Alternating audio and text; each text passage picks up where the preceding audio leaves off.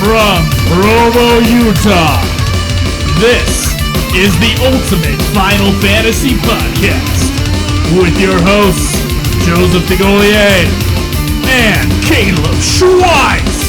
This is Ultima Final Fantasy.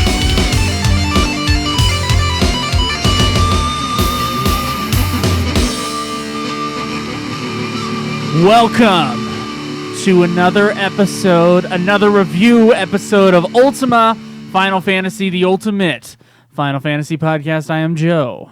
And I am Caleb. And today we're going to be talking about Final Fantasy X-2. Yes, this day is the long-awaited upon us. Yes. Yeah. We've been told many things, many lies about this game. And many lies? Well, I mean, there's a lot of people that are super into 10-2. Oh, are you saying that perhaps our opinions may not be in 10-2's favor? Perhaps. There's a Perhaps. chance. Okay, well, that's a good warning to those who love this game. Yeah, we might not love it quite as much. There's good things about it. Yeah. But before we get into too much more, be sure to check us out on Facebook, facebook.com/Ultima Final Fantasy. Tweet me at UFF Podcast. You can tweet me at Joseph DeGolier. Follow us on Twitch, where we're live streaming right now, finally, again. It's been a while since we've done these, but Been a while. We do that, and then I live stream as much of the gameplay as I can handle, and yeah, sometimes I just need to be off cam, though. I just can't do it. Yeah, and for everything, go to ultimafinalfantasy.com. One more thing about our Patreon donors as well. So you can support us on Patreon. $1 a month gives you the episodes as soon as we're done mixing them. So usually our Patreon funds kind of get flushed out with our bills for the month, right, Twice? So like the websites, and we have the Adobe software suite that we have to get for Photoshop and for Adobe Premiere, which we mix the episodes on, or not Premiere, but Adobe Audition. Audition, sorry. Yeah. We do use Premiere, though. We do use Premiere every once in a while as well, and then our lips and hosting fees and everything basically goes through there. Now we finally got enough money, kind of like saved up from our Patreon funds. Last week I said we were going to drill holes in the other table. Drill, baby, drill. Yeah. And about 10 minutes after I said that, we decided, you know what, I think we have enough to go to IKEA and kind of get something, whatever we can do. And we went to IKEA, and basically we got a separate tabletop, a separate leg, so that we could save some money. And then we poked holes in this table, and now we have a brand new podcasting table. And look, I'm moving the table around, and whatever sound you're hearing is a microphone going back and forth. Yeah, ignore the screen shake. There's nothing wrong with this table yet, and it's just a beautiful table. There is a YouTube video if you guys didn't see it. It's on our YouTube channel. Just us thanking the Patreon donors. Thank you guys who have supported us. We really appreciate it for this table. We do indeed, and we are looking at catching up on some of the pledges, some of the rewards. We got a few episodes that we're going to be kicking out here in the next little while. That's right. We do have at least, I know one that's at least planned. Yeah, there's one planned, and there's probably like 3 owed. Oh, okay. Scheduling, so seems like the norm. Yeah, it is. It is. So.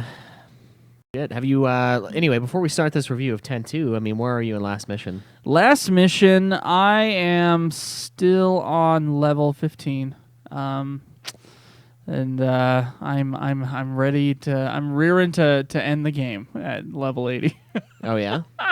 You got a little ways to go. I got a little ways to go, but the game isn't that difficult. I mean, I followed kind of there's not really any guides for the game because everything is different. It's sort of like Diablo 2 that way. Every single level just changes. Yeah, randomly generated. Based upon, what you're playing. But there are some like tips and hints as far as like what dress spheres are the best and what to go with, and like what enemies to avoid and stuff like that. And it was basically a one sheet of paper kind of thing, and I followed it. Yeah, and I'll give you the guide because otherwise that game, I don't know how many times you would have to play that thing in order to finally grasp it, because the tutorial is terrible, and just overall it's just nonsense. Yeah, that's what I got out of it when I played. The tutorial in this fucking thing is like god awful. We're talking like it's 25, 30 minutes of content. And that's just fucking ridiculous for a game. Like, do it as I'm playing or something like that. Don't. And it really don't doesn't even. It really doesn't even everything. make sense either. Like, it's giving you so much information. It's kind of like the junction tutorial in FF8. I would say. Yeah, it's just like it's giving you so much information. It's just going. It's gone from your brain. You're like, how does this work within the game? You know, it's like reading an entire rule book of a game. Really, the best way to like learn a board game is to play it. Is to kind of start playing it and just have the rule book next to you and start checking it. The best way to play a board game is not read the entire rule book first, because you're I don't know what's the percentage that you're most likely gonna forget. Like what 70%? Like yeah, something like that. I don't know. It's really it's not great, but the game's all right. I've heard it's kind of ahead of its time. I've never seen any game like it. So we'll see what I think on level 80. But I am on level 15, and I'm doing okay, I think. That's good. I haven't really started. I did play it for a little while, but I died, so I was like, meh, I'm done. I'm good. Yeah, so I'll have more updates on that next week. Mm-hmm. Hopefully next week I'll be done with the thing. So it's kind of what I want. Either that or we'll have a huge news week next week, because there's a lot of stuff to catch up on. Yeah, next time we do an episode that's not 10-2's review, I think we should just do a news episode. There's so much news, and Shinru, God bless him, he's been putting up news this entire time. Yeah. And it's like, we'll get to it. Yeah, it's too, we're blasting through these games too fast for these reviews. I guess. 11 will slow that down, I think, a little bit, maybe. We'll have reviews, though, for the different sections pretty regularly, I'd imagine. Well, don't worry. I am going into my senior year of college, and I am like 100% sure the games will slow down within like a month. So if you're thinking we're having too many game reviews, don't you worry. It'll slow down from here. I don't know if there's a single soul that listens to our show that's like, too many reviews. Too many reviews. Slow it down. We need more. We need more filler episodes. We need more cooking episodes. Yeah. Yeah, there's probably like 3 people that think that. I hate it when they call those filler episodes. Yeah. Damn it. Yeah. Well, I mean, these are the meat. Yeah, the meat of the show, yeah. Some shows would just wait until they were done with the games in order to put out an episode, but no, we put out an episode weekly for you guys. That's right. So, Schweiss, we don't do news on reviews. We don't do reviews on reviews. Let's get right into it. Let's talk about Final Fantasy X too. Let's do it. No one joining us for today, huh? Not yet. We are quite early. Quite early? That's all right. Let's just do it. Okay.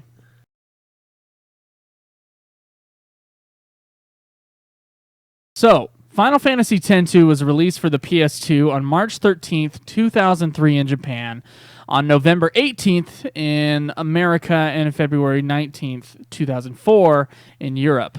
Later, an HD remaster, which is what we both played, would come out for the PS3 and finally the PS4 just last year, in fact.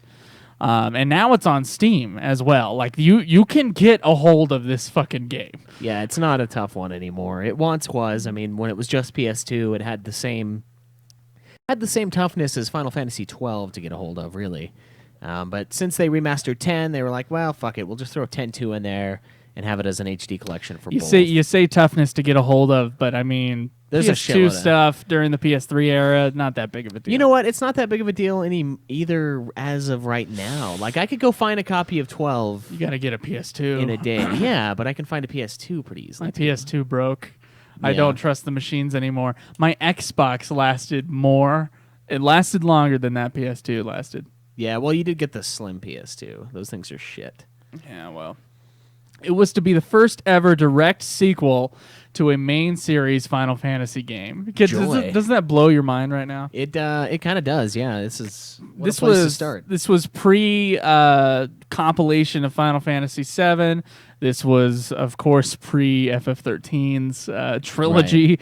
There was no plan for a sequel, in fact, with FF10, but with the short video called Eternal Calm, which we reviewed last time, which we didn't know anything about when we reviewed it. Apparently, that video was released with a special edition of FF10 in Japan, as well as like on a DVD that came with certain gaming magazines in Japan. It was just like this short video that the fans apparently liked enough that they decided, let's continue FF10's story. I mean, on top of Final Fantasy X being the second largest Final Fantasy game ever, so they're like, oh yeah, it's a good time to make a sequel to this. Although many people in the company were hesitant about doing the sequel, especially Kazushige Nojima, who expressed his doubts. Yoshinori Kitase decided that his team was ready for a challenge. You know what I bet the final selling point was? What do you think the final? The moment they ripped that bad boy out, Jesus Christ. No. Kitase was fucking sold. Yeah, that was the first thing. Like, we don't have any ideas for a game, just this song. Yeah. Yeah. And he's like, exactly. do it. Not only was their challenge to do a sequel, but to attempt to make a game centered entirely around female characters. They really wanted to challenge the team with all these sorts of, like, let's New do this things. and this and this. Yeah. The game was also attempting to go away from the macho female characters most Hollywood action movie stars. So instead of just doing female characters and making them dude-like, I guess you could say that. And that was kind of their idea. They decided, no, let's make them feminine, very feminine heroes, and overall make the game very, I say feminine, but I think more childlike. Yeah, like feminine is like an insult. 4-year-old girl, not. Yeah, well, I mean that is what they're into, right? So this created a lighthearted feel for the entire game, basically, and I would say a brain-hurting difference from the more somber, I would say, Final Fantasy X. Yeah, I would agree with that.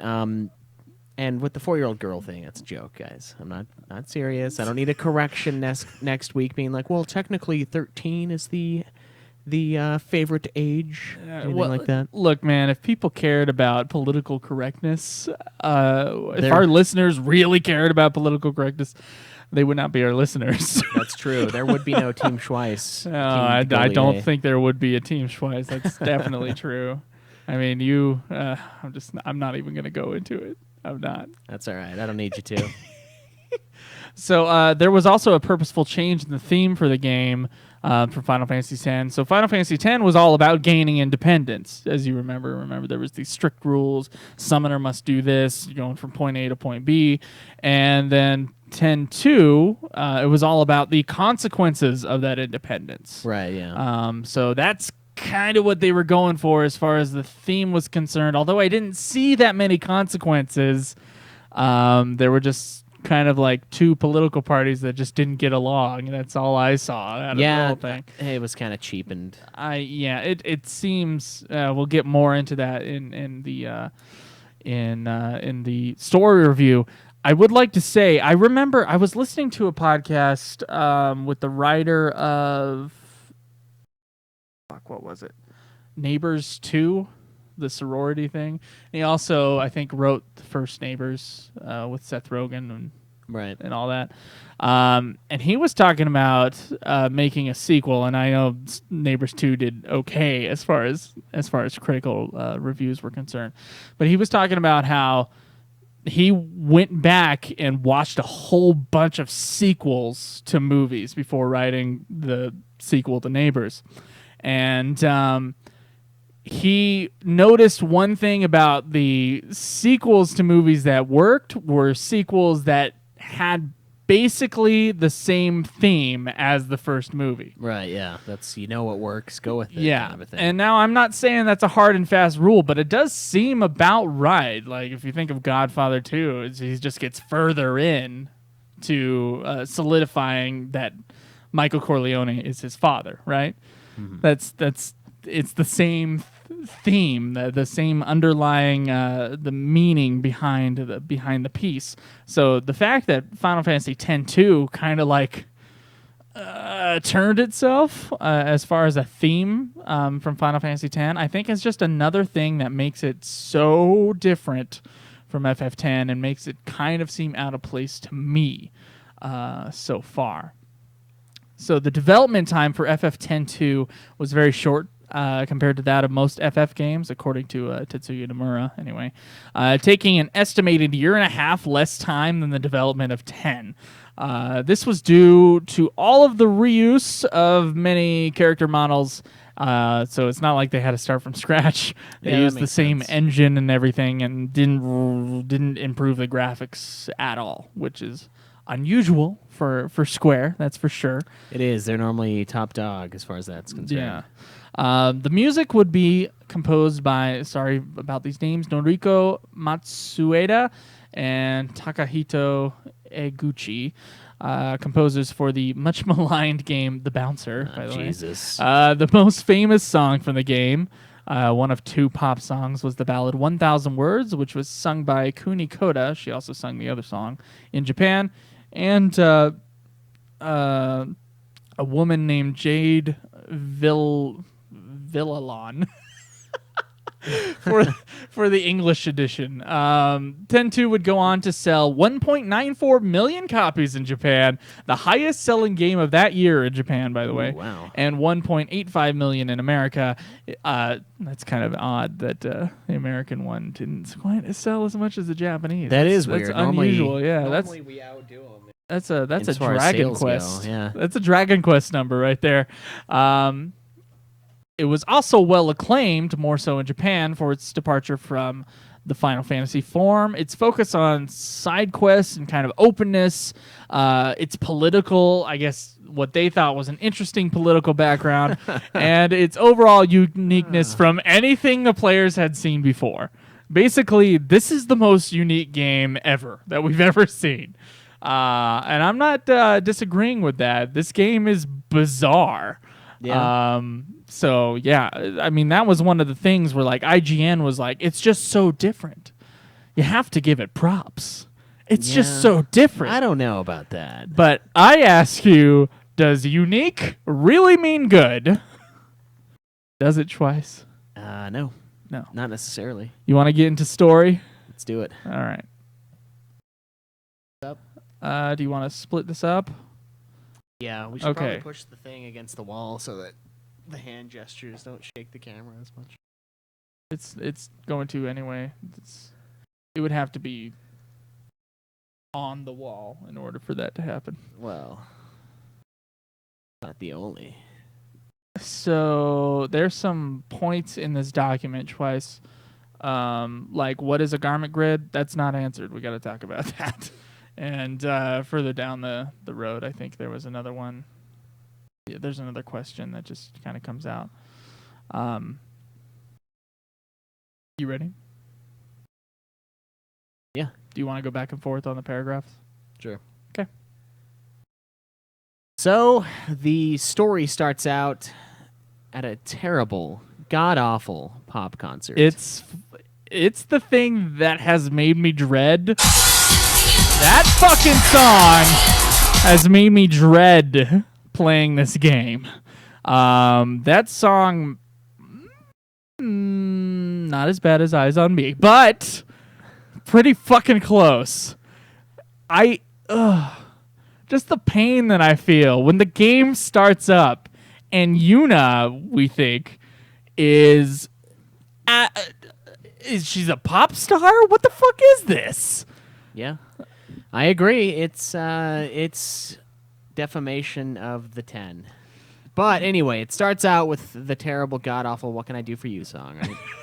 Which is just blasting, making the ears bleed. Yeah, Someone and who then looks like then Yuna. you're like, let's turn down the volume quick before Yeah. someone hears. My neighbors will hear this.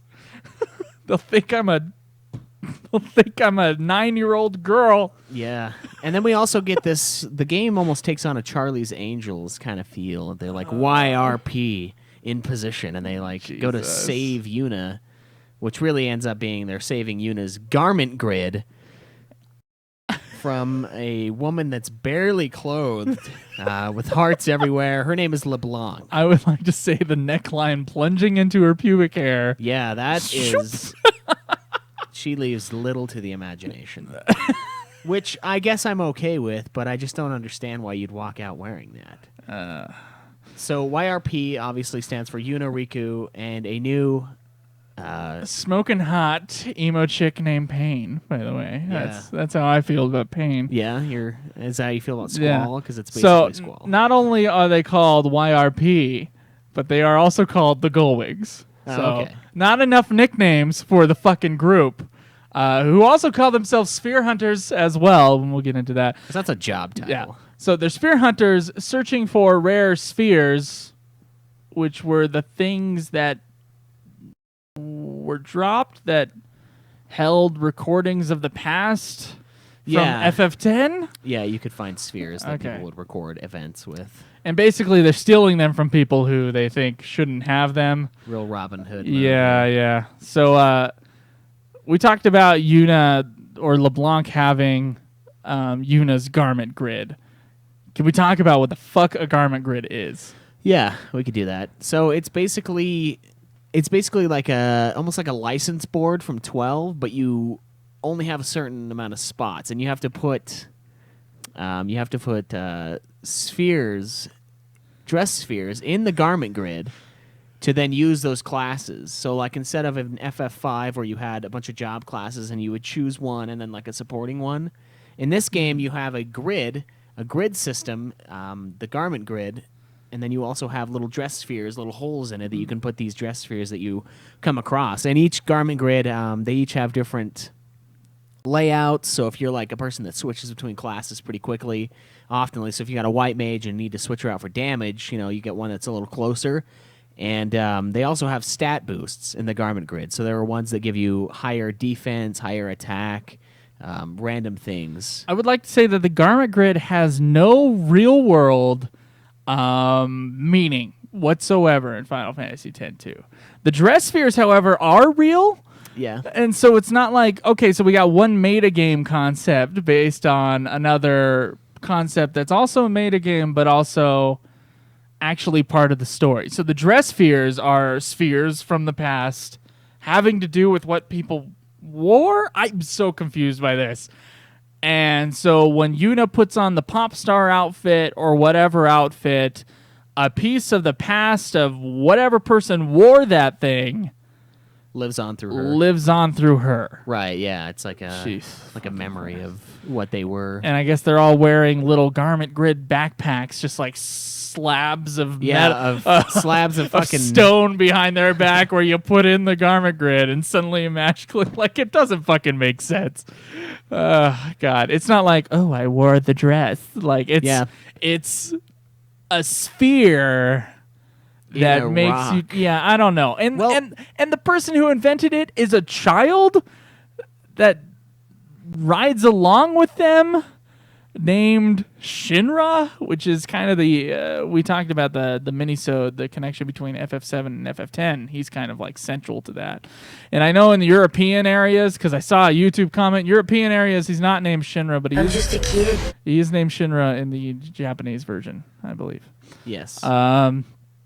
Either way, like, it doesn't at all make any real world sense. Well, I guess the memories living on in them kind of does make sense because they do. I mean, Tidus is a memory of a dream of the faith, a memory of the past, and he's brought to life by the faith dreaming him up. Spoilers. Yeah. And I don't know. I don't have a problem with that part so much. It's just kind of like the garment grid was just thrown in. The dress spheres I don't mind, but the garment grid seems a little off. But it is kind of a cool way to. Mostly, I'm talking about it in the sense of story. I think we can talk about the thing more in gameplay as far as its function there. But sorry, go ahead. It doesn't really bug me too much. I mean, you need to be able to change jobs somehow, I guess, and that does add extra stat boosts. But yeah, it doesn't really. It is kind of like a take you out of the moment sort of a thing. Like, I don't know. There's a certain amount of belief that must be suspended for the Final Fantasy. Well, the games. reason why LeBlanc can put on a fucking concert is because she's wearing the dress sphere of an ancient pop star that Yuna had, and then the sphere was taken away from her from LeBlanc. It's retarded. That's what it is. There's that political correctness we were talking about earlier. So when Yuna finds a sphere with what looks like Titus on it, she sphere hunts even harder for the missing pieces. Also on the sphere, a dangerous weapon, the Vegna gun, is shown to be hidden somewhere in Spira, which is apparently a weapon powerful enough to destroy Spira, apparently. Right.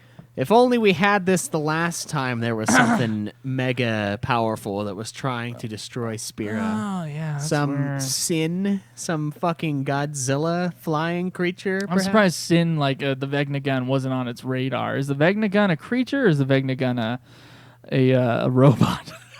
I honestly don't know. It's totally robot. Yeah. But if we are to believe that it is Godzilla, then he should have been there.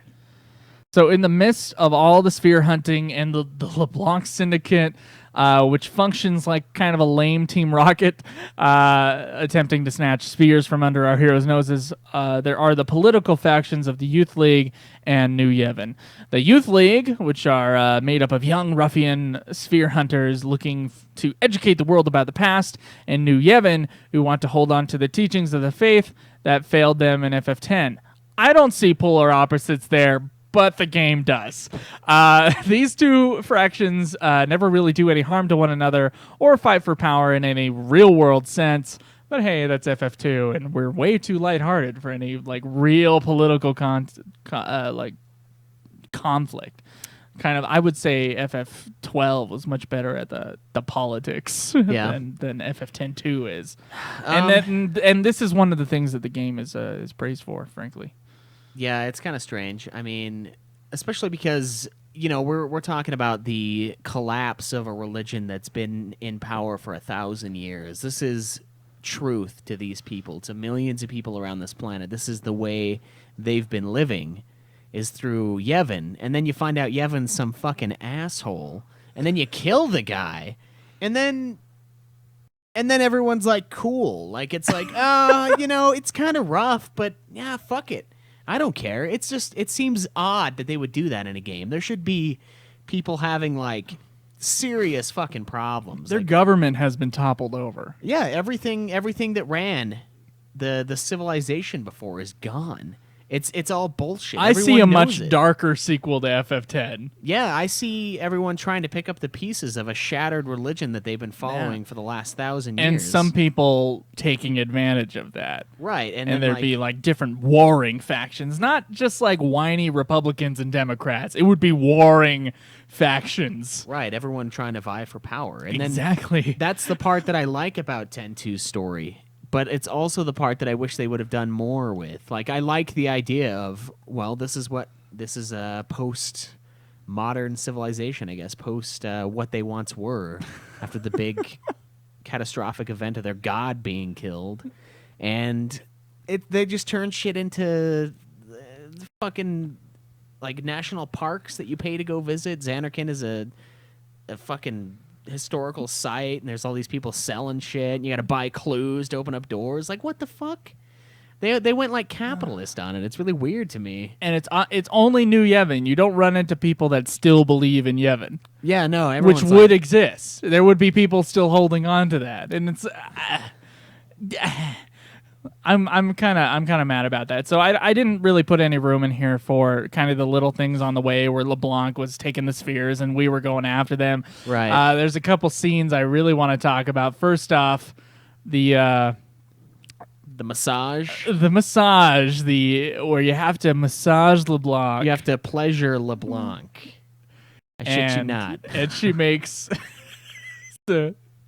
it's her relaxation time or whatever the fuck. She's on the table and they've broken into her place, the LeBlanc Syndicate headquarters, and they're you just gotta give her a massage. You gotta find the sweet spot, so to speak, and you gotta just tag the shit out of it until she's done. Which is the absolute most ridiculous minigame I have ever seen in my life. Yeah. Yeah. It was pretty crazy. That was one of the parts where I was just smiling the whole time on the stream, and I was like, oh God, I can't believe this. And then it was recorded. Yeah, that, and then the Charlie's Angels bit in the beginning where they all like come into frame one at a time. There's like one here, the other one slides in, and then they come in and they smile, and then it's like, oh God, dude, they do that about 3 times in the game. Yeah, and it sucks and the each first time. time it's like, what the fuck is this?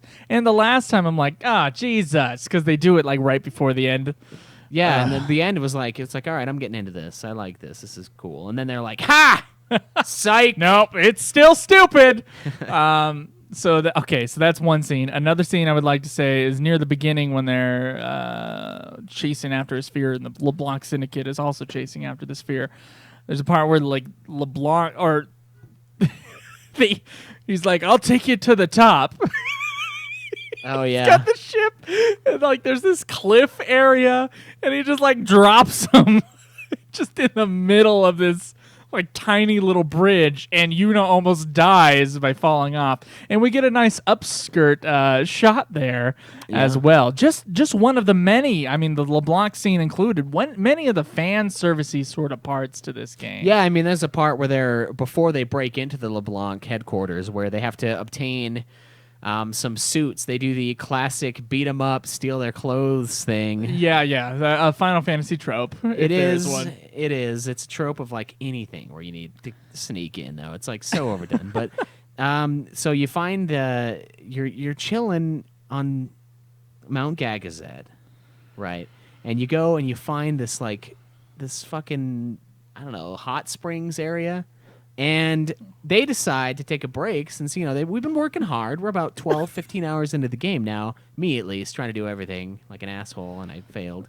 And let's just take a break. Let's chill in let's chill in this hot spring. And they're sitting there, and they're hanging out. They're in bikinis, which is odd, but I guess they have a bikini dress sphere that I can't activate on command. And there's a part where Riku is like impressed at the size of Yuna's breasts. She's like, "Oh, I know who's got it going on," and I'm like, "What the fuck does that mean?" Yeah, no, I'm like, "What is going on with this? Like, why is this?" We assume it's her breasts. I'm she pretty just sure like it looks is. at her, and then Yuna's like turns. And then like looks know what's down. going on. Like, I hope it was her breasts and not something else. She's like, "Oh wow, what happened to that?" No, but and it's just bizarre that that's in this game. They're playing in this little pool in bikinis and like talking about tits. It's like fan fiction written by Kanzen, but put into a rated teen game, so he toned it down like hard. Like on that brink of what can we get away with? You bet your ass. So I've moved in with my parents for the summer. And I had to play this entire game with the door shut in the middle of summer. The lights out, cock out. In the least ventilated part of the house, just because I was too embarrassed. Yeah. I just could not handle this game. And then that scene came up, and the block scene came up, and I had to turn the volume down to like 1. I was like, I'm not having anybody hear this shit. It's just a game that is so embarrassing. I don't know. I mean, besides people who know about Final Fantasy, I would never like just be playing this game in my apartment with like roommates. Yeah. I would never do that. Like, it feels wrong. Yeah, the whole bit about FF10 making me feel awkward, like when we reviewed that game with the voice acting and like some of the things that happen. This game like turns up the heat on that by 1,000. It's like, hey, you remember how 10 made you feel weird? Well, weird feelings for 40 hours. Enjoy. It's nuts that they threw some of the stuff in there, and it's just, it doesn't even seem to serve much of a purpose. Like, it's just there. No, and even the comic relief, like the entire game, I guess, if it's like a really awkward kind of comic relief game. Yeah. The comic relief, as played by Brother, who we of course know from Final Fantasy X, who was kind of a weird guy in Final Fantasy X, he's like turned up the heat. Brother is... That's just one example of what Brother has become. Yeah, this guy has gotten into the heavy shit. Like, he is... This guy is blitzed. And he's flying the ship. His fucking eyes are bloodshot. He hasn't slept for like a month. I wish before that party he would like... Yeah, and like it just over by his steering wheel, there's like a fucking little mirror and a razor blade. Oh my god! He's just stoned out of his fucking mind. I can't even make that sound. I gotta give props to the voice actor for this guy, though. You were saying earlier, like that guy went balls to the wall. This guy is slapping the sack against the wall as hard as he can. It's nuts. I hope he was paid well. I do too. You know, and it is funny, but I don't know. I think it's probably supposed to be really awkwardly funny. Just like the 10 scene, the Titus laughing scene is supposed to be weird. Jesus, I imagine that Square Enix does have enough, enough clout to know that this is going to make you laugh, but only because of how ridiculous it is. Like, and it is funny. It only works as absurdist humor. Yeah, but that's the far absurdist humor. Absurd. I can't even say it. This is like the type of humor. This is like Carrot Top shit. This is shit that almost everyone hates. This ain't George Carlin. This ain't Louis C.K. This is like nutso humor. Yeah. It's like Kung Pao Enter the Fist, only God. way worse. I don't even like. This game makes me feel weird. Yeah, playing it. There's a lot of weird stuff. So I mean, with all of this happening, we do have a new threat of Vegnagun, the ultimate weapon. It's almost kind of like a weapon in 7, except for it's underground. And it never does anything. True, yeah. Yeah. And it's not supposed to help the planet. It's supposed to destroy the planet. Okay, yeah. So Vegnagun will blast everybody. So, I mean, we get Nuge, who is the ridiculous-haired leader of the Youth League. This guy's hair is even more nuts than Seymour's, I would say. Looking at the character design, like, he's got... This thing goes out and down like 6 feet. I don't think there's any hair that is more nuts than Seymour. I think it's going up there, but Seymour had the blue antlers. That's true. This guy does have a brown antler, though. But blue antler is one thing. Brown antler is normal antler. So I guess if we're going to go off of that, yeah. So Nuge goes off to destroy the Vegnagun. But when he does this, he is possessed by Shuyin, which is the Titus-looking dude that we saw in the sphere earlier. And chasing after him, Yuna falls into the far plane where the spirit of Shuyin, who I think at this point she still thinks might be Titus. Yeah, she's a little slow. The spirit of Shuyin reunites with whom he thinks is Len, which is the ancient pop star whose dress sphere Yuna is wearing. Right. She looks like a more Chinese-looking version of Yuna, I'd say. It's just like, maybe not, though. Maybe it's just a little different. That's how I looked at it. I was like, I don't know. She's just kind of got longer hair. So this famous pop star, Shuyin, apparently was unable to save in the past using the power of the Vegnagun. And he is, believe it or not, from the real Xanarkand. He belonged to 1,000 years in the past. Once again, 1,000 years in the past. Yeah, this is the guy that Titus is based off of, I'm pretty sure. Yeah. I was going to ask a quick aside. Who is the Shuyin guy, and why does he look like Titus, which isn't actually like solidly explained in the game? Eventually, Yuta just accepts that it's Shuyin, but she never really puts up a fight or like says, that's definitely Titus.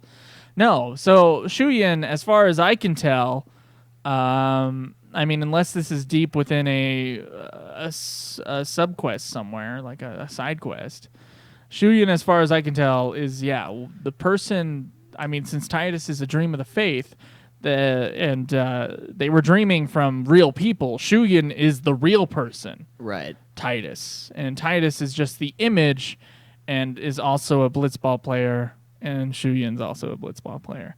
Yeah, so some of the stuff didn't carry over quite 100%. Also, Nuge isn't the one that is possessed by Shuyin. It's one of their other buddies.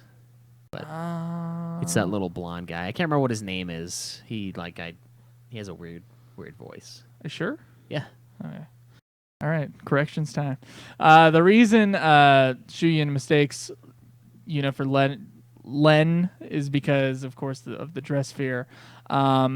And also along with that, Yuna begins to relive Len's memories like even more and more. Right, yeah. And eventually she uses her singing ability and songwriting skills to bring the people of Sphera together for a concert.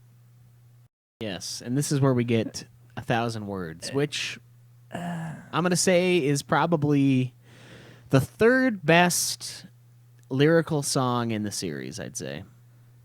Okay, so you are okay with the song. Yeah, I didn't mind it. Okay, I'm not okay with the song. I think it's an okay song. Like I wouldn't listen to it for fun. No, and I do listen to Distant Worlds and the FF14 one for Answers. fun. Answers is fucking amazing. I listen to that shit just when I'm hanging out. So with myself, of course. Yeah, of course. The song is less of the problem and more the situation is the problem for me. Wait. Are you saying that if you were to do a giant concert inviting the whole world of Spirit to unite, you wouldn't put it in the place where every 5 steps that you take you get blasted by lightning? You know what? I didn't even think about that. I didn't even think about that part. So that's already one bullshit thing about that. They're scene. like, oh yeah, nice try. Everyone, let's meet up at the Thunder Plains. Oh, this is going to be a uniting thing. Who do you fucking think I am? You're trying to kill me and all of the new Yevon followers by sending us into this fucking Thunder Plains. Everybody loves Yuna, right? Yeah. Somehow they all come to her call in the middle of the giant continent to come watch her concert. Oh well, they use the spheres, Okay. the comm spheres. So that's one. Before that, I would like to say that the song, as you hear it in the game, is fully orchestrated. Yeah. And along with all this beautiful cutscene, I admit it. It's like visually, it's gorgeous, and the song's okay, right? Beforehand, she's just kind of like humming to herself the song that she's gonna sing. No one knows what she's gonna sing. Yeah. And somehow, when she gets on the stage, an hour after she was like humming the stupid fucking thing, suddenly it's fully orchestrated. Yeah, Suddenly, like the band, like she is singing this thing a cappella in real life. She's going out there singing this thing a cappella. And okay, you got 2 options here. One, for the half-hour cut that we didn't see, she was in the base or the bridge of the fucking ship with like shit tons of sheet music going through and doing the sheet music for every single motherfucking instrument in order to play as her backup. Or it's a made-a-game bullshit thing where she's actually singing a cappella, but we as the players are watching a full-on pop concert. So, either way, impractical.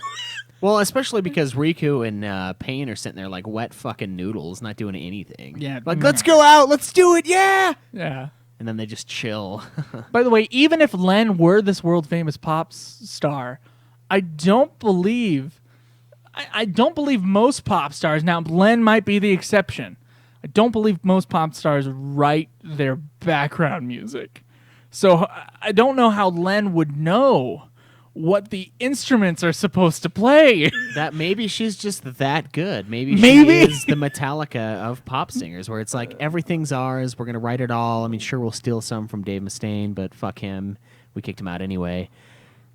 Maybe she's just that. I don't know. pro. She could be Michael Jackson. I know Michael Jackson did like the backup stuff for like he basically hummed all the parts for his things on personal recordings. See, there you and then go. other Personal people did it. recordings, and then he manifests Yeah. himself within a sphere. So there was a We point wear where that she's like, sphere. "Okay, Beluga Man, this is your part." Like just a cappella, and the guy was like, "Okay, yeah, I got it. yeah, I'm down. Yeah, I'll write it down." Yeah, that's a B minor, right? The Yeah, okay, impracticality of that fucking pop concert, it absolutely destroys whatever that thing's about. And I still have a problem with Yuna being a pop star. I have a problem with that. It doesn't jive. It doesn't seem right. Yeah, well, I mean, it is like, only oh, because so you she's were, using the sphere, though. I mean, it's not like she's actually a pop singer. It's just I don't know, whatever is left behind from 1,000 years prior that you're now wearing around your. Yeah, it's really odd. It's like some sort of like witchcraft thing where you wear it and you get possessed. But in this, she's possessed to be a great singer instead of possessed to like kill, I guess. So I don't know. It's just bad. Yeah. Yeah, I do not have my stamp of approval on that pop concert. I don't have any stamps of any approvals on any pop concert where our main character of a Final Fantasy game is supposed to be a pop star. I mean, unless that is the story, like you're a pop star. But she's a sphere hunter. And she's like, "Oh, I like to sing, so I'm going to also be a pop star for all these people." Like, maybe it's kind of like how whenever we come up with a new hobby, we want to make a podcast about it. Maybe she just goes full hog. She's like, "You know what? I like pop. I like to sing in the shower. I'm going to do this from now on. This is me." Who knows? Maybe she lives with the hog. it's got to be bad for her image. And so it's actually bad for her image. She's wearing shorts that show off like half of her ass in this game. Her image is fucking ruined. Okay, she pissed into the wind on that thing. All right. Well, I'm not going to talk about what she wears as much as what she does. There's actually 3 concerts, and we actually forgot about one. There was another concert where they need to let off some steam, apparently, and Yuna needs to dance in the middle of the game. And dancing, Yuna, I want to see. And I'm like, I don't want to see. Can we just move on? But instead, we see dancing Yuna, and she has to put, first off, she has to get all the instrument guys together. She has to get her backing band together. Oh, yeah, these and fucking they're these guys. Hitchhikers with these strange instruments just standing in the hallway that can't move themselves somehow, and you have to move them into the elevator to get upstairs to start the concert. Moving these motherfuckers, Schweiss. Who thought of the fucking physics? I don't know. To move these guys. So it's like bad physics. It's like they don't have anything sinking them to the floor of the game. So Yuna has to run around this terrible camera, which is rounded, and trying to get these guys in a straight line. And there's no like pushing movement. It's not like in FF10 when you were doing the puzzles where you would come to the statue and push. Yuna is pushing the guys, but she's still just doing her running motion. Yeah. And she's moving these motherfuckers into the elevator. And it looks awful. It plays awful. And then the song that she sings when she's dancing or singing or whatever the fuck is la la la la la la la la la la la la la la. And I just did a better job than she did. I would like to point that out. The Yuna is tone deaf, except when Len takes over her. Yeah, this is like the part in FF9 where Garnet was singing, and then you're like, oh, she has such a beautiful voice. And I was like, you know what's funny though is that is supposed to be the song. I think it's kind of one of those things where the player couldn't render it right or something, and the player is supposed to assume that it's the there's an song. actual song. Yeah, but so instead she's we're actually singing la la. But in this game, in La 10.2, la la la la la. in 10.2, it doesn't really work the same way because we do have songs that do play. So I don't know.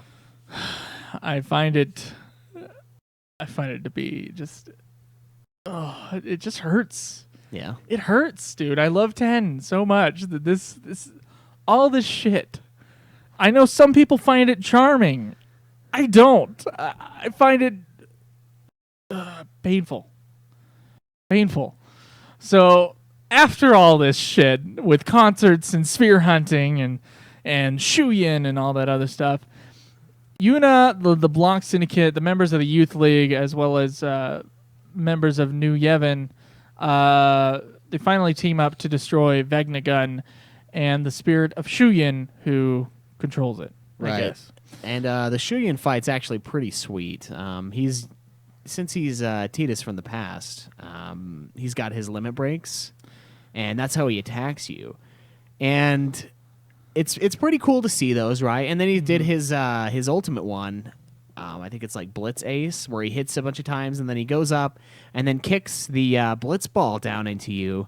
And the thing I want to note here is he's holding Wakka's ultimate weapon. Oh. That means that Wakka fucking sold it. After all that shit I did in Final Fantasy X, that fat fuck sold the ultimate weapon to the Nemesis. Did he not think, oh yeah, maybe I not sell to this guy, yeah? No, he didn't. He sold to the fucking Tidus clone, and he raped me with it. With the weapon I spent hours to earn. I was like, what is this bullshit? Here's Wakka's best weapon, $14.99, 3 easy payments. Oh, it was nuts. But no, I did enjoy that. I thought it was kind of cool how they had the same limit breaks, and it was a good fight. Yeah, it was a good fight, and I think the Vegnagun fight was a good fight as well, despite the Vegnagun being said to be this huge, terrifying force. Is actually kind of an easy final boss. Yeah, when you go through and get the Dark Knight dress sphere, it's really easy. Before that, I'd say don't get drunk and try it, because that's what I did. And oh my god, okay, to get up to Vegnagun, there's this thing where you have to make music, okay, and you have to step on certain platforms to make certain notes kick off. And I was getting pretty drunk by this point. I had like 9 beers in me, and I was trying to figure this thing out, and I was just, I fucking can't. I even pulled up a guide, and I still couldn't the first time. So I went back, reset everything, and I was like, oh, okay, I can do it now. And then I lost the fight like 2 or 3 times. Yeah, so I mean, same ending as what we'd expect. The heroes vanquish all. We get a victory speech afterwards where everyone's super pumped and they want to unite as one. Yeah, Spira saved. Youth League compromises with New Yevon, I guess. And that's the end of the normal version of the game. And we'll talk about the Tidus thing in a bit. There are a whole bunch of side quests in this game that add to the story, and I did hardly any of them. Yeah. Schweiss, what did you do? I did some. Okay, all right. So the one I know of is that Wakka is now a father. Right, yeah. He impregnated Lulu somehow. Like, she let that happen. Yeah, she finally got drunk enough one night that was like, you know what? I guess I'll have this disgusting man. She hates him in 10. Like, she just fucking loathes this man. Admittedly, it's like they have a thing for each other, but she's like off limits. Pregnancy does not show on Lulu at all. I was hoping the boobs would get bigger since, I mean, I want an anatomically correct game. But I can't have that. The boobs are the same. No bulge either, so she's carrying that shit like a fucking boss. I guess. Especially if it's Wakka's child. That fucker's probably like 12 pounds, 6 ounces coming out. Just big like, Polynesian kid. Yeah. He's just fucking ripped. Already like 2.5 feet tall. He's just, hey, yeah. Already got fucking stubble. Yeah. Oh, yeah. No, there's a thing with like Wakka being fat, I guess, and it doesn't show in the. Yeah, they did this in the Eternal Calm too, where they're like, oh, slightly chubby Wakka, and then they grab his fat and it's like. Yeah. That's probably the funniest thing in 10-2, I would say, is the little sound. Oh, you're a daddy now. Don't fucking touch me, yeah. No, so that was one of the side sore quests. Spot, yeah. There's a big dungeon in the end where you go into the Via Empirico or whatever the fuck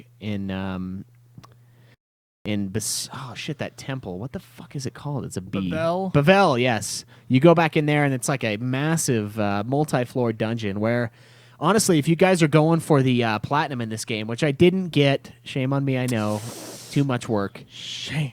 But you can go down there. Shame. and it's a good place to oversoul because almost every enemy appears down there, so you can get them to oversoul quicker in a smaller area, kind of a thing. And the oversoul is, I'll talk about that in gameplay, but I did a little bit into that. Mostly I went down there to grab the Dark Knight Dress Sphere, which is, I would say, a side quest. You have to do some intricate things, some movement of pillars, and some running and jumping off of different ledges, but you finally figure it out. There's like switches. I followed a guide. Yeah, so did I. There's that one. There's in that same area, you can get this platform to go all the way down to this bottom area and grab a ribbon. There's Blitzball side quest. There's the Sphere Break mini game. Did you play that at all? No. You know what? I'm gonna say it. The Final Fantasy X-2 mini games vastly better than Final Fantasy X's mini games. I can imagine any mini game would be better than the Final Fantasy X mini games. Yes, and that imagining is accurate. Okay. I thought Sphere Break was actually pretty fun. There's a little tournament that you can do where you have to win 3 out of 5 matches to advance to the next round, and then you fight Shinra, the little fuckface, in the final, and he destroys me. Right? This kid just lays waste. So I try it again. He lays waste to me again. I try it again. He does the same thing, and I'm like, all right, fuck this. I'll just do it later. So the way this game works is you have like 4 tokens that you have, and they each have different numbers on them, and you need to do a multiple of the token in the middle that's randomly generated. So if I have a 4, I could do 2 2s, a 4, a 3, a 1, whatever you want. But there's certain tokens that have this echo ability that gets you bonus points in the match. So the best possible thing to do is probably like using 4 tokens to get a multiple of the middle number, because each time it like raises it by another 4 that you get bonus points. And it's weird, but I thought it was actually really fun. I enjoyed it quite a bit. There's a trophy for winning 10 matches of it. Your description lost me. Dude, the tutorial is also another 30-minute thing, but there's a little bit of math involved, and you need to kind of plan it out and be like, all right, well, I'm going to try 3 this time, and 3 is a pretty solid one, I found. But sometimes the middle token will be a 1, so every other token that you click on is going to match it, so it just resets your fucking thing and you lose. But I thought that was a fun side quest. Man, there's all sorts of little mini games on the Calmlands, there's like a slot wheel machine with little monsters flying by. That thing sucks, but it's there. And so it's mostly the Sphere Break that you're a big fan of. Yeah, I thought the Sphere Break was actually really fun. Okay. It's a game that if they had a mini game of, I'd probably play, like in 14 or something. You like have tournaments where you play against each other. That'd be fun. So I want to round out the story part of our review with talking about the hidden ending if you get 100%. Now, neither of us got 100% in the game, so we didn't earn the ending, but YouTube earned it for us, basically. Right. So there are 3. There's actually 3 different endings in the game. One ending is when you lose to either Vegnagun or to the Titus guy. I'm not sure. Yeah, so you're the only one who saw it since I beat him all the way. Yeah, apparently you see like a shadow of Titus, and he goes away in the far plane or something like that. And you're the one who saw it, so yeah. I've only seen a description of it. The normal ending ends with the Sphera getting back together, and then the game just kind of ends, and you never find Titus, which Yuna was sort of looking for Titus through the game, but she was also looking for the sphere with the Shuyin dude on it, and she was also looking to fight Vegnagun. So, it's all over the fucking place. Right. But this is the good ending. And I'm going to read this description from FinalFantasy.neoseeker.com since I didn't experience it, so I didn't want to write it down. So as Yuna is walking in the flower field in the far plane, apparently the player presses X and Yuna will hear a whistle. She looks around to see where it's coming from, and the little Faith guy from the first game, he will appear and tell you that he's heard your wish to see Titus again. He will then ask you if you want to see him again, and you have to answer. If you really hate Titus and answer, I'm fine with the way it is, Yuna would tell the Faith that she doesn't need to see him because he's in her heart. Beautiful. the faith will disappear and you'll just get the normal ending. Assuming that you choose I want to be with him, the faith will tell you that he'll try to bring him back, but there's no promises. Yuna will walk away and you'll see the cutscene for the normal ending. After the credits run through, you'll see the scene at the end of FF10 where Tidus is in the water. This time he'll emerge outside of Besaid Island. He'll whistle and swim towards the shore, at which time the ship comes roaring in, and Yuna jumps out right on time and embraces Tidus.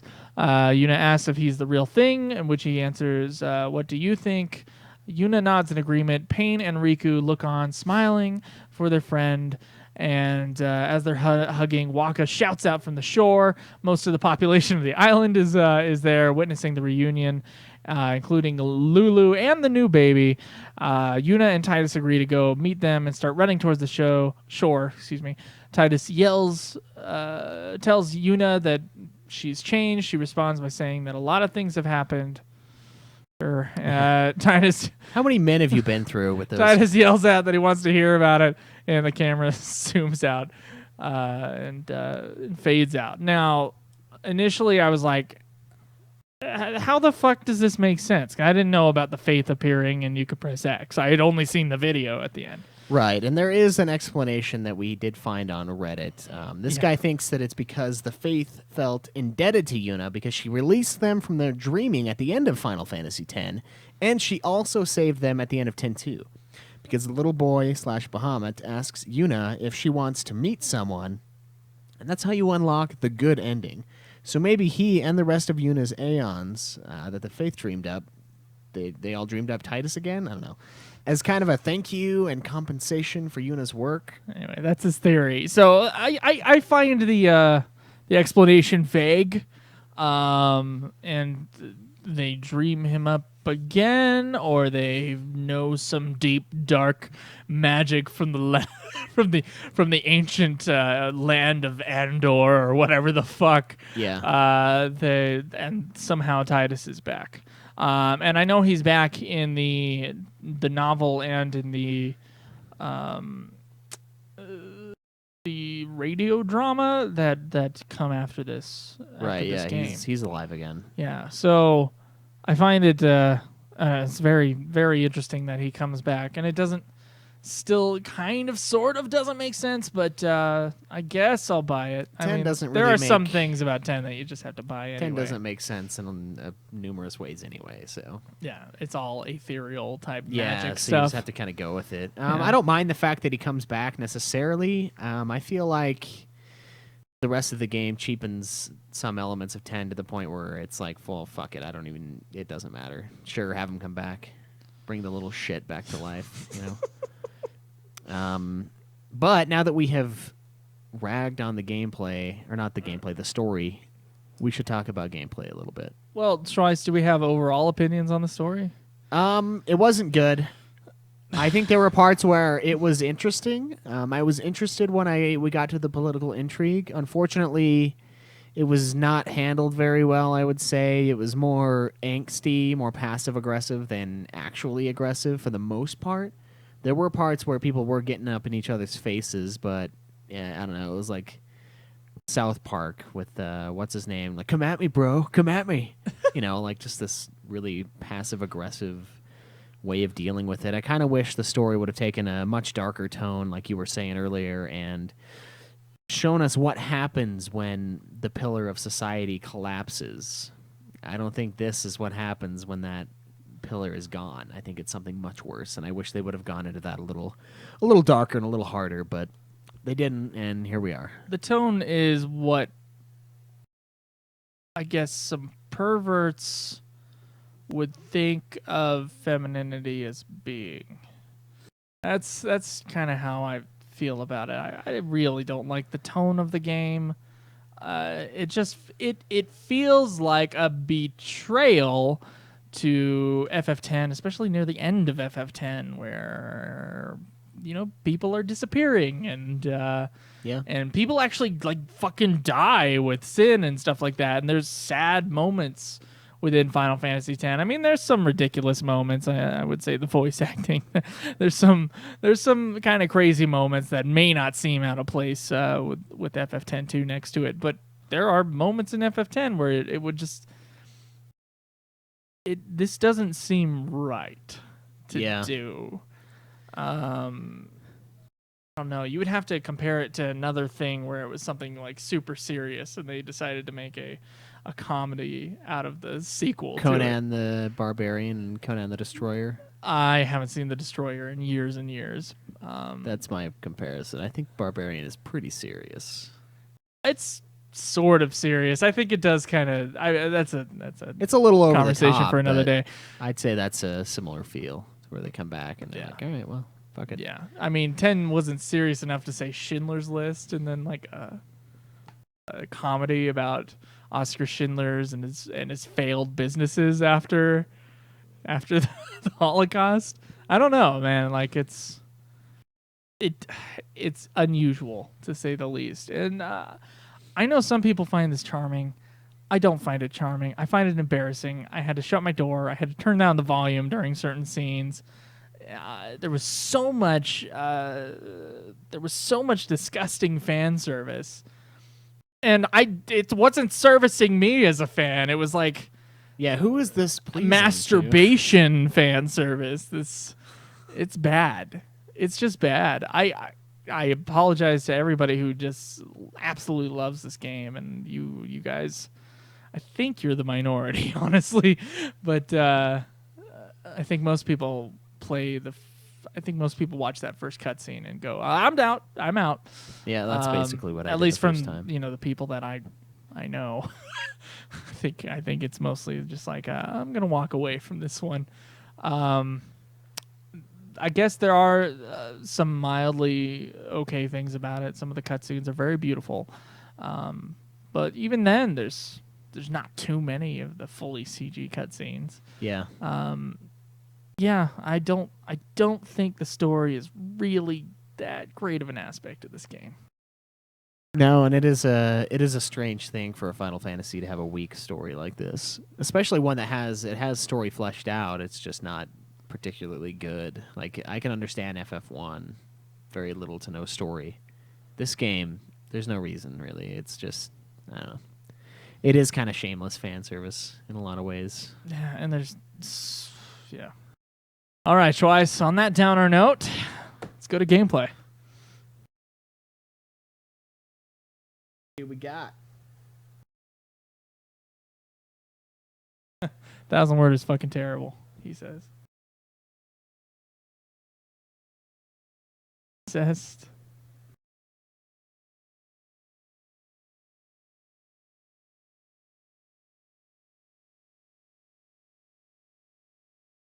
Sounds like any shitty live performance ever. Yeah, your dead boyfriend's brother to pound you. That is pretty awkward, I'd imagine. Haven't had a dead boyfriend yet, but Could her tits get any bigger? definitely our audience, guys. Welcome. Okay. I hope that fan's not too annoying, but I need it. It's too fucking hot in here. All right, let's do this. So say what you will about the story in Final Fantasy X-2, and we will say much. The gameplay in this game I thought was pretty good. I don't think it's my favorite, and I know it has been pretty hyped as being like a really fun battle system, and I do think it is really fun, but it is slow. I'm used to, when I get into 10's universe, I want like the quick speed, like X kill, and 10-2 doesn't really offer that. 10-2 is more of like a 7 battle speed. It's a little bit slower, gives you some time to plan stuff out and go with it. Now, the return to jobs, I think, is awesome in this game. I enjoyed that aspect of it a ton. I loved being able to go find the new dress spheres, throw them on. I get the sweet little cutscene where they change clothes, and sometimes they're like totally naked, and it's weird. I thought that was cool. I loved getting the new abilities. I liked the way that you gained AP and you unlocked certain abilities while wearing these dress spheres, and you could develop your character that way. Kind of sucked that, at least as far as my knowledge goes, you can't do cross class like you could in 5. Remember how we would like have one ability from another class and then like have the samurai ability and like nothing could withstand you? Yeah. It kind of sucks that you can't do that quite so much. But there are items that you can pick up. Like one grants you the abilities of a samurai, so you can equip that as the black mage and have the samurai in case you're fighting physical monster instead of elemental. But I did enjoy the way they brought that back. They brought the job system back, and they they borrowed from Final Fantasy VI, and I'd say probably 9, as far as grinding and getting abilities for your characters. Yeah, it has a similar sort of level up quality as those games do. Now, we talked about garment grids earlier, and that's one of the most unusual aspects of this thing. So not only do you have classes, with FF5, I think you just equipped two or three classes, depending on you just equipped classes, yeah. You were just like, this is my job now. It's my job class. And with that, you just had the abilities of the jobs. This one, you have the abilities that you've grinded out for the jobs. There's a shitload of jobs, and then there's also a disc, the garment grid, that limits what jobs you can get and which ones you can switch to at a moment's notice. Yeah, it is kind of nice, though, because unlike 5, you can switch mid-battle. You can trade from, okay, let's say you're trying to do just a glass cannon team of all warriors or 2 or all 3 dark... I would never recommend that for this game. Dark knights. No, I wouldn't either. And suddenly you're finding that you're dying and you need to bring out a healer. You can just hit L1, throw on the white mage class, and start healing people up. That is one thing I really do like. That and the garment grids, they do allow a little bit of customization. So you get a garment grid, and then you assign sphere grid or dress spheres. Dress spheres, Jesus Christ, to the grid. Sphere, and that's sphere, just sphere. Yeah, sphere, the sphere game, and that's just what that grid has now. I mean, you can change it obviously, but. So when I look at it, I'm like, all right, well, let's do Yuna in this one. This one allows higher curing spells. It makes me a little tougher, whatever. I put all the shit that Yuna's going to do on that one, and that one's basically Yuna's. And then I throw another one down that's like, all right, I like Pain being a samurai because she looks awesome in the outfit. I like Pain. And let's go samurai on this one, do a couple others. Let's do warrior, do this, do that. And give her... more damage, give her more defense, I'd say, because she's my damage dealer. I need her to stay alive. And then for Riku, I liked her costume for the Black Mage. I did. She's like in a witch outfit. I think it looks cool. Okay. And so I used her as that a lot, but then sometimes I need to change to the warrior. So on her sphere grid or a sphere grid, I'd have both of those pretty close to each other in case I got into a fight where magic's not going to do it. You just swap it out. I did enjoy that quite a bit. I did find myself just sticking to a garment grid when I found one. I was like, okay, you this stick one's... to the garment grid that's 2 attackers and 1 healer. That's like the thing. Yeah, there's only a few cases where I ended up changing it, and it was just for those extra bonus stats, which by the end, when I had went down to get the Dark Knight dress sphere, which is legit, by the way. This thing, you do a little bit more damage than everything else, plus you have an AoE attack that just wrecks the tusks on Vegnagun, because this is like a boar creature, boar bot. And, it is kind of just stick to the one. I changed it like twice, I think. And I feel like with FF5 and with FF3, there was more need to switch the jobs around. And in FF10-2... you needed a white mage almost entirely. Now, I know there's an alchemist class that you can get that's better than the white mage as far as like healing ability is concerned. But you do have to do a lot of side questing for that. You got to do some chocobo breeding, I believe, in order to get that motherfucker. So it was kind of like, okay, I'm going to just have Yuna just be the white mage the entire game. Yeah, I used to pray constantly. So in that way, it kind of limits you almost. And then most of the status effects... from the enemies, they're just kind of FF10 status effects. So there's rare times when you have to use an item, and it's something that the white mage can't handle, which is usually had to do with speed effects, so like stop and shit like that. Right. Yeah. And so I wouldn't. I mean, unless there's some fucking awesome blue mage spells that, and of course I've avoided the blue mages since the beginning of these playthroughs. Oh, come on. You know, I mean, unless there's an awesome blue mage spell, I'm gonna stick with my damage. So I had warriors for a long time. I tried out the samurai and didn't really care for it as much as I did the warriors. Oh, really? The warriors had their abilities with the status effects I thought were much better. Yeah, there's one for samurai though that brings them back to their original stats. So you know how when you get a monster that starts like starts casting strength up on itself, and it starts doing a shitload of damage? Yeah, you could put dispel on. I don't think white dispel mage. works because it's not a spell. It's like it's a status change of sorts. And you could also do power break.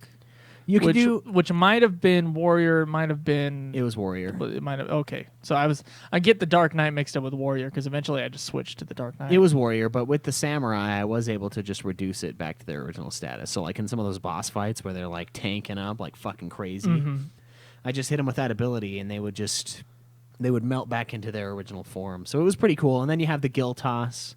It's expensive. It's like each gill is a damage kind of a thing. And gill in this game is pretty rare, I'd say. It's a lot harder to farm gill than it is in some of the other FF games. Yeah, that is a good point. I mean, getting items is something that's kind of eventually you want items, and items are expensive in this game.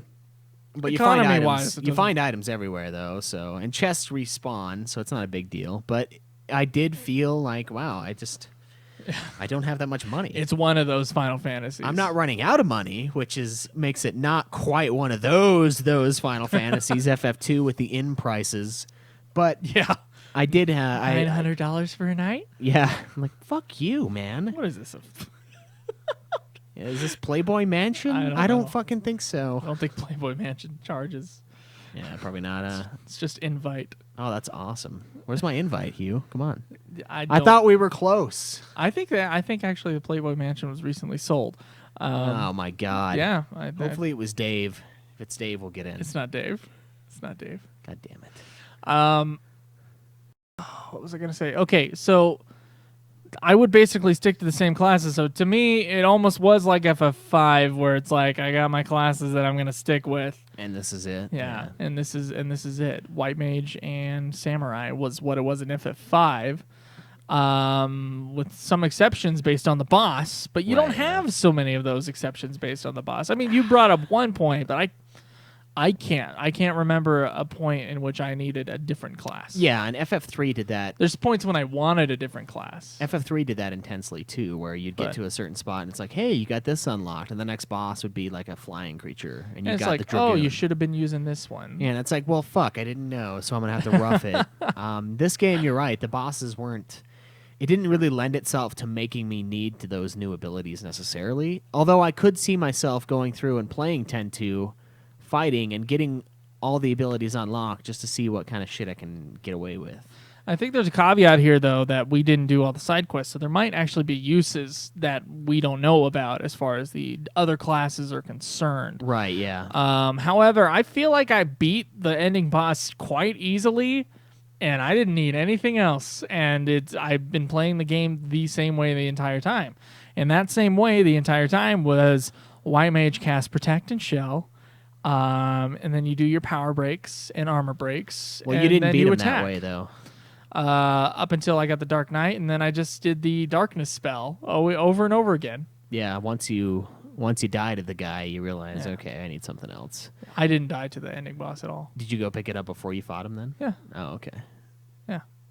So the game was an easy cheese for me, and I didn't feel like I needed to use any of the other things. So although it's well praised for its gameplay and you can do anything that you want, it's like, well, if I'm just trying to play the game and beat it like a normal player and not twice core, as you could say, then you don't really get to go into those aspects where it's like, oh, I can do this and this and this.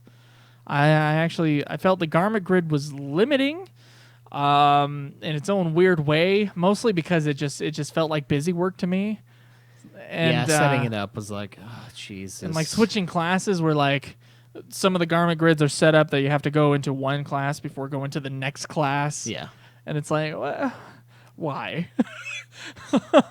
Why was this a good idea? I mean, I like the stat boosts. I definitely like the stat boosts with the garment grids, but I feel like maybe we could have lived without the stat boosts and instead had specialized bosses based upon different garment grids. Yeah, which is something that 10 did a lot. I mean, there were enemies that were built for certain characters to kill. If you're not, 120 hours in and everybody's the same fucking character. Right. You've got the blobs that Lulu kills. You've got the flying guys that Waka snipes from the air. And then you've got the fast shit that Titus hits. And the armored stuff for Auron and so on and so forth. It is kind of a weird thing that this game didn't do that as much. I can still see myself going through and seeing what I can do because I did like the battle system a fair amount. I thought it was pretty fun. I'd probably jack up the speed like nuts if I can, but I thought the gameplay was pretty solid in this game, and I think it's the one thing that I would recommend people play it for. That seems to be the one thing where it's like, okay, don't bash FF10-2, the battle system's great. But I loved the battle system for Final Fantasy X. It was a faster system. I put the speed all the way up in this motherfucker, and I put the fucking cutscenes down with the dress changes. Still had to watch dress changes for the first dress change in a battle, which is like bizarre to me. Unless I click something wrong, I was like, what the fuck? I thought I turned these things off. But God, that one pissed me off. I was like, I thought I changed this. Waiting turns, it does seem slower.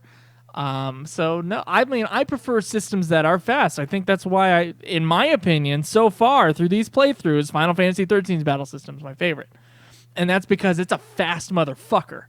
And so it's exciting to play the game, and sometimes frustrating because of that, but it's exciting to play the game. Final Fantasy X-2, on certain bosses, it's like, okay, let's wait the turn for the bad guy real quick. And it's like real quick, it's like, this is taking a little bit here. And Final Fantasy X was turn-based, and so it was just like, bam, bam, bam. And occasionally you would have to wait for the bad guy, but you would see the turns, and you would know that like everything is... Right, yeah. That's what's happening. It would be a lag because of movement, not a lag because of weight. Yeah, and once again, the enemies were more specialized. Even with like magic creatures in this game, you'd still just blast them with the warrior or with a... I hardly ever had to use a black mage. I used it because I thought it was... I just enjoyed it. So. Yeah, so you wanted to try it out as a... Yeah, so I mean, I kind of disagree. I do think the battle system could use a little pick-me-up as far as speed goes. It's no Final Fantasy IX, though. It's not. I didn't get in there, and I wasn't like, oh, this thing, it's the fuck. But I was like, oh, man, this is a little laggy. I don't know, though. I do stand by the story's not great, gameplay's pretty solid. Gameplay's pretty... I guess, yeah, pretty solid is how I would describe it. But I don't think it's like worlds better or on par with FF5. I think it might be closer to FF3 status, but FF5 definitely not. Okay.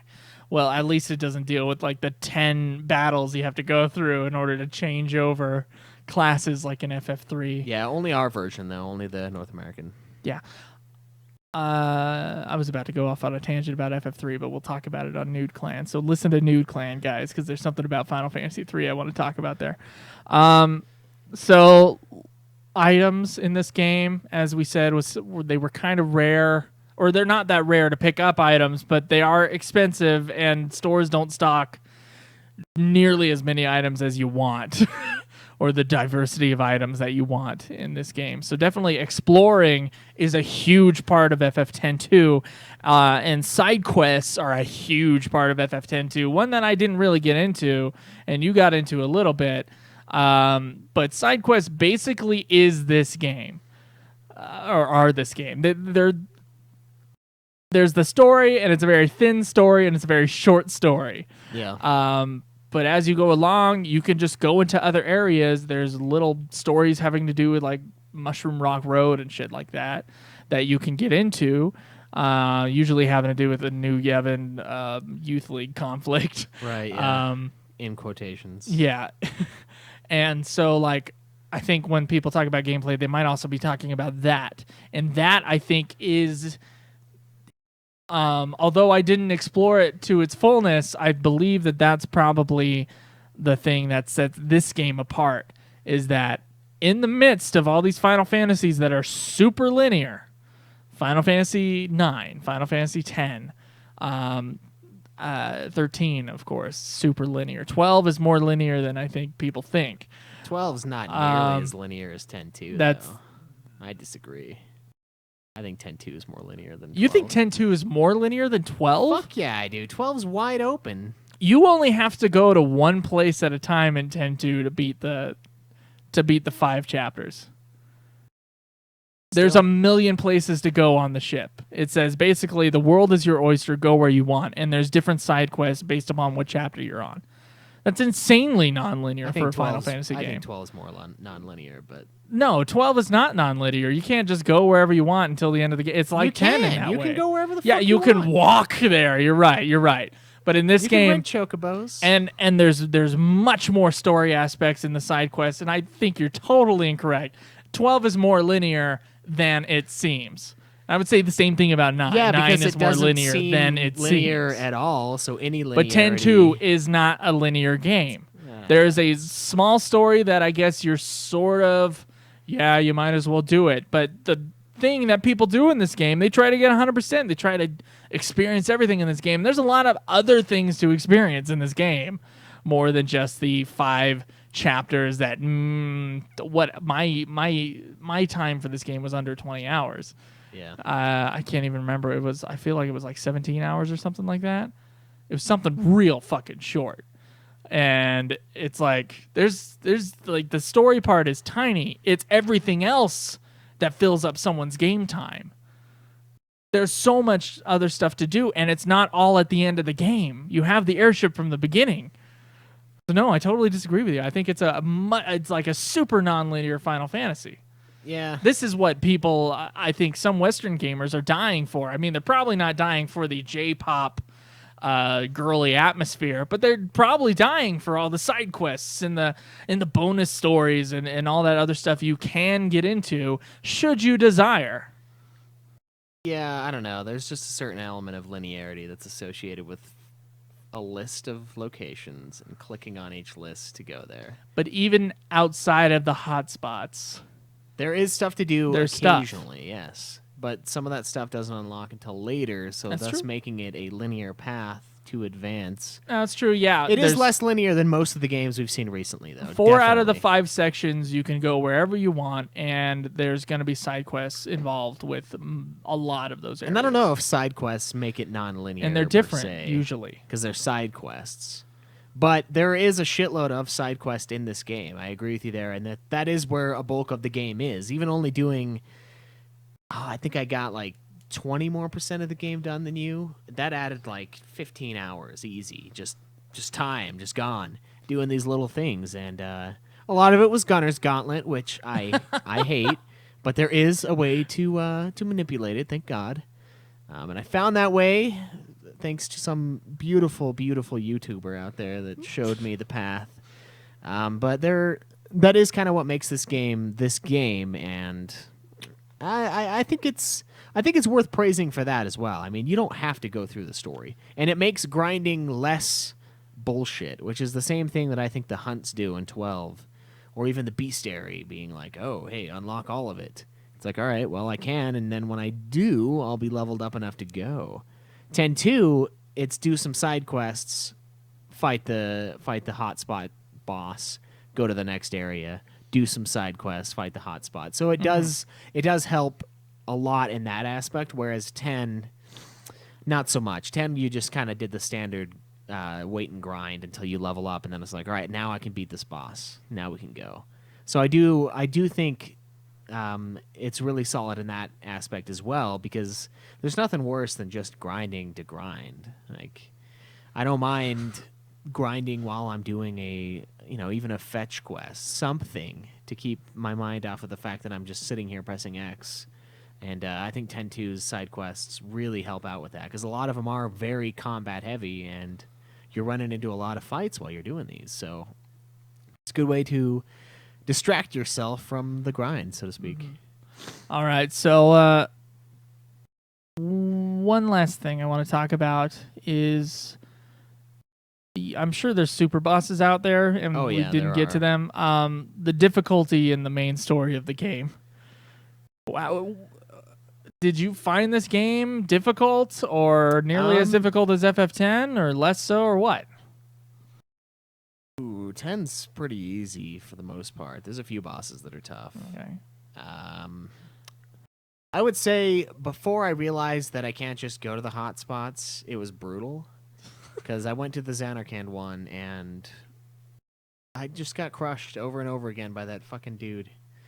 And just like you, I don't remember doing much in the way of side quests last time I played 10.2, and I remember just breezing through that fucking tyrant in there, and this time he crushed me, so it seemed like it was a little bit difficult, but when I started doing the side quests, when I got a new chapter open up, I'd just kind of check each area and hit any side quests that I found, and that made the game pretty easy. The only time I had trouble, I died to the final boss, I think twice, on that very late drunken night with the warriors. I might have been able to pull it off if I wasn't. Your defensive spells you were not keeping up on that shit. I was watching your stream and I was like, why isn't he casting Shell? What is wrong with him? I was casting Shell. Oh, you cast it like once, but the spells will go away. Yeah, I know, they wear off. Yeah, and you got to keep up on that shit. I was too drunk, man. I know you were. I know. And the damage was too much. I don't think. But I'm telling you, I was distraught watching that gameplay. I was like, oh my God, he can pull this off. He's just, I don't know what he's doing. Why is he doing this? It's too much with the tusks. It is. They do too much. They allow him to do way too much damage in the end. Taking him out is the only way you can live. Yeah. I know you don't realize how brutal it is because you only did it the easy way with the Dark Knight. But it's fucked up because they hit you with the thing and everyone can't see. No one can hit. So I have to do a fucking remedy and get rid of all the status effects so that motherfucker can hit the tusk so that the fucking remedy situation is remedied and I don't have to keep throwing them out. So that was a little rough. But once I got the Dark Knight, there wasn't really anything in my way. There are super bosses and they are supposed to be pretty intense, but I didn't dive deep enough into the Purifico area to really find him. So as our general thing is that the gameplay is good. You seem to like the gameplay more than I do. Not that I dislike it, but there's definitely more to explore in the gameplay than what we got to. And so maybe for those people who did explore that, maybe this game looks more of like a big gameplay sort of game. You know what I mean? It's maybe it's just better for those people. Yeah, and the side quests that I did do were enjoyable for the most part. Okay. I didn't have a problem with them, so maybe that would skew our overall. I don't think so, though, because story is a separate thing from the side quests. And sure, they have little inklings here and there, like the Macon being dead, whatever, stuff like that. It's kind of obvious, but it does add some element of story. But for the most part, it's what makes the gameplay solid. Yeah. I am glad that the gameplay was at least bearable after having to scrub through that story and through the dialogue and through the Charlie's Angels bullshit, that the gameplay was also not... That the gameplay wasn't terrible on top of that. Yeah, that would have been rough. It would have been rough. All right, Schweiss, well, I think that's going to be it for this episode. This is we're at an hour and a half right now. And, oh, really? Yeah. So we're gonna have to split this baby in two. So we will see you guys next week. Next week we will talk about design, the music. We'll answer questions. We'll talk about the legacy of the game, our overall thoughts, and finally the ranking.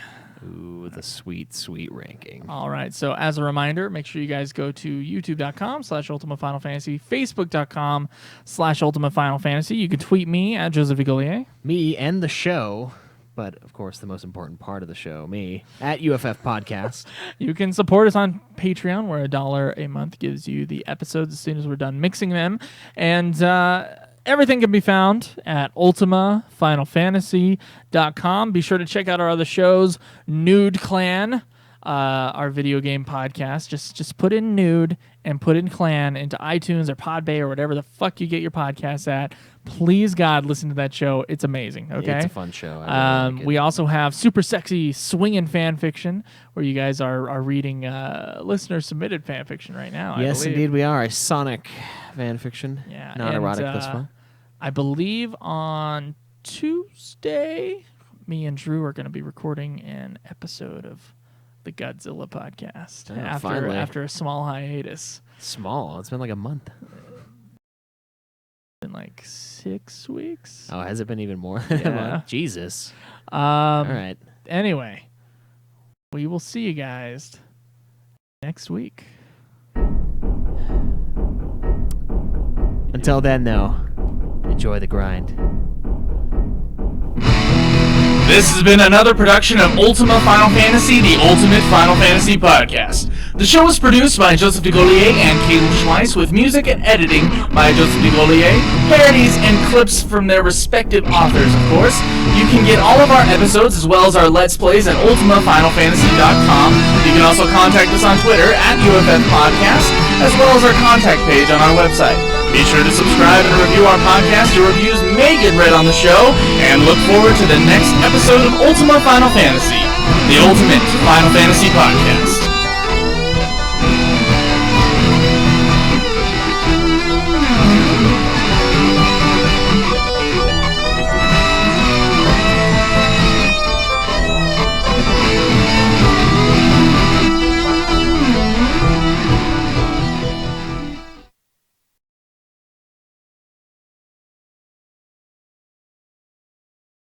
Ready to start another episode?